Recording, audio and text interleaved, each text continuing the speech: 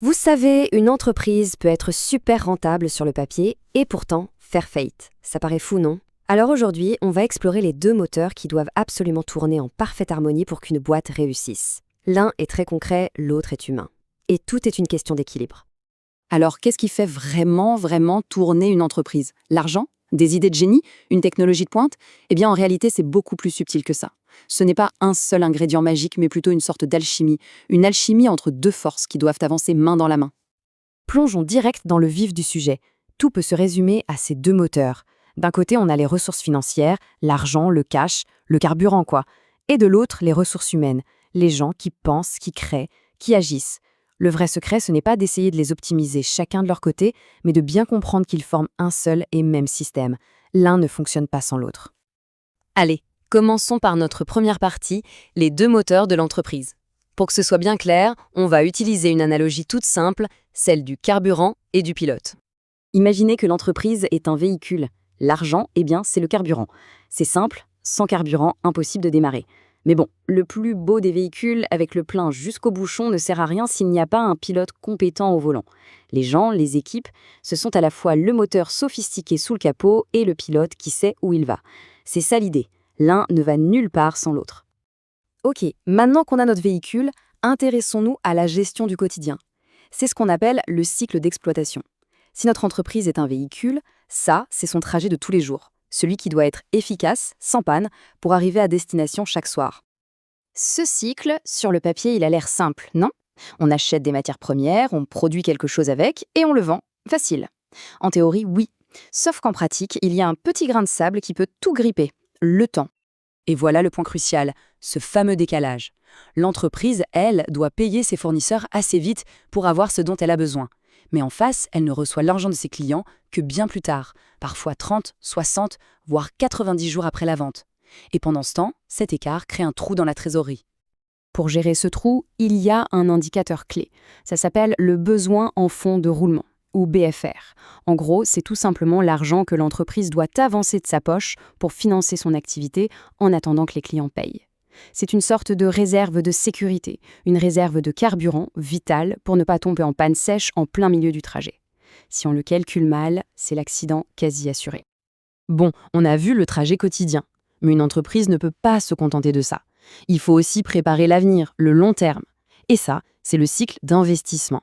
Là, on ne parle plus du petit trajet de tous les jours, mais de la préparation pour le grand voyage. Investir, ça veut dire quoi? Ça veut dire acheter des choses qui vont servir pendant longtemps. On parle par exemple de nouvelles machines plus performantes, de brevets pour protéger une innovation ou de logiciels pour tout moderniser. Ce sont vraiment les décisions qui vont permettre à l'entreprise de rester dans la course et de grandir dans les années à venir. Et pour financer ces gros projets, il y a en gros deux grandes routes.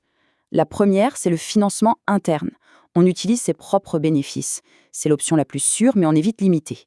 Ou alors, on choisit le financement externe. On va chercher l'argent dehors. Ça peut être un prêt à la banque, du crédit bail pour louer du matériel, ou même des subventions. Évidemment, chaque option a ses avantages et ses inconvénients. C'est super, on a acheté une machine dernier cri, on a trouvé l'argent pour se développer à l'international, parfait. Mais il y a une question essentielle qui se pose tout de suite. Qui va piloter tout ça? Qui a les compétences pour faire tourner ces nouveaux outils et pour mener cette nouvelle stratégie? Et ça nous amène directement à un point absolument crucial. Anticiper les besoins en personnel. Si on prépare un grand voyage, il est juste impératif de choisir le bon équipage. Sinon, on va droit dans le mur. Pour ça, les entreprises ont un outil stratégique, le nom est un peu barbare, la GPEC, pour Gestion prévisionnelle des emplois et des compétences. Mais l'idée derrière est très simple en fait. C'est s'assurer qu'on aura les bonnes personnes avec les bonnes compétences au bon endroit et au bon moment pour que la stratégie puisse fonctionner. En fait, la GPEC se divise en deux grandes questions. D'abord, il y a l'aspect quantitatif. De combien de personnes est-ce qu'on aura besoin dans 3 ou 5 ans? Et ensuite, et c'est peut-être le plus important aujourd'hui, il y a l'aspect qualitatif. De quelles compétences précises ces personnes devront-elles disposer? Et c'est là qu'on touche à quelque chose de fondamental, la différence entre la qualification et la compétence. La qualification, c'est le diplôme, l'expérience sur le CV. La compétence, c'est bien plus large. C'est un mélange de savoir théorique, de savoir-faire pratique et de savoir-être. Et ce fameux savoir-être, ces soft skills comme on dit, la créativité, l'esprit d'équipe, la curiosité. C'est souvent ça qui fait toute la différence sur le terrain. Tout ça nous amène à notre dernière section. Pour réussir aujourd'hui, une entreprise doit savoir s'adapter, tout le temps. C'est un peu comme naviguer dans un monde où la météo et la direction du vent changent sans arrêt. La conclusion, elle est donc assez claire. La performance, aujourd'hui, elle ne se mesure plus seulement en euros, elle repose sur la flexibilité.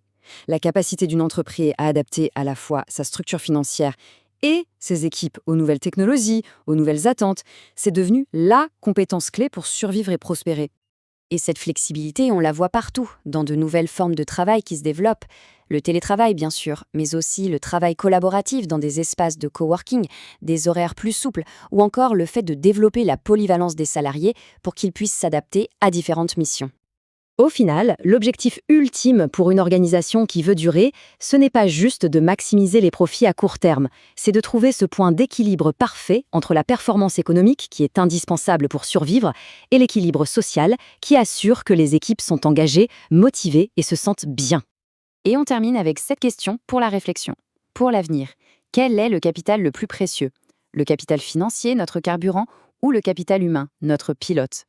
La vraie réponse, c'est peut-être qu'aujourd'hui, on ne peut même plus les opposer. La question n'est plus de savoir lequel est le plus important, mais comment les faire fonctionner en parfaite harmonie.